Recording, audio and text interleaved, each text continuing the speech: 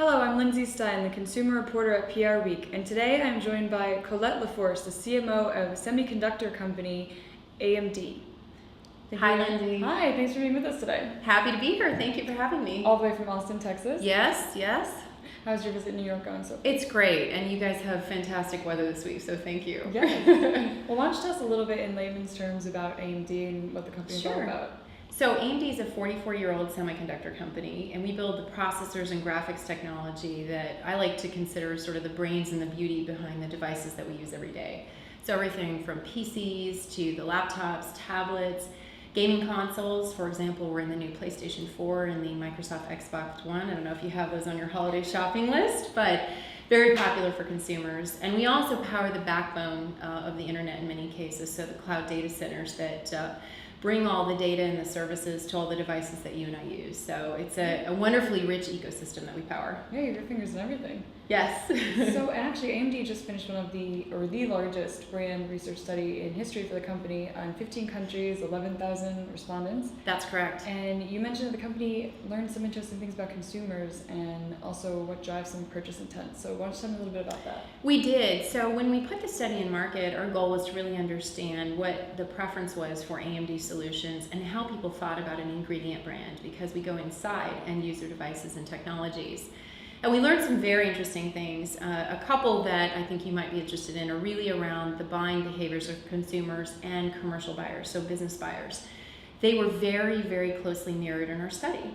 And what we learned was that, the traditional speeds and feeds, as we affectionately call them in the IT market, so things like features like battery life or performance or frame rate, even sometimes security, those are actually not as important to driving purchasing behavior as more of the emotional attributes. So if you think about it, if you and I go to buy a new car, we may say that airbags or safety are one of the most important features of buying a new car. Right. But in reality, you and I aren't going to buy a car based on the airbag. We're going to buy the car based on the experience it gives us, the way it makes us feel, the cachet we get from driving it.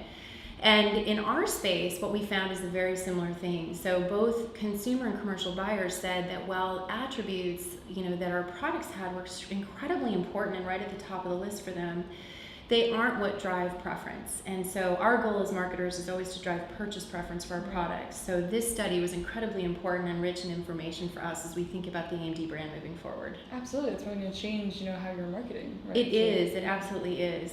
And did this brand study also affect your internal culture at all and how you're going to, do everything there? It did. So, there's an old adage, it's a few years old, that says that marketing's the new HR. And I actually think there's something to it, because what we found, Lindsay, is that not only did we research buyers in 15 countries around the world, we also talked to our employees, of course, as part of that ecosystem.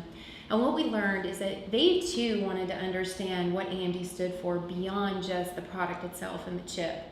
And so for us, as a business that's in transformation, it's become clear that a lot of the cultural transformation that we can drive, which is grounded in this data and these insights, can be had in our marketing and the way we think about our brand. And so the brand transformation that you're going to start to see in market for AMD is also one that we're starting with internally. So we're thinking about it from the inside out to start. We decided that we needed to be more thoughtful and prescriptive about why we exist. We wanted to have a brand architecture that was grounded in purpose and our values and our strategy, and that ultimately comes to life in a mission for our customers, whether that be commercial or consumer buyers.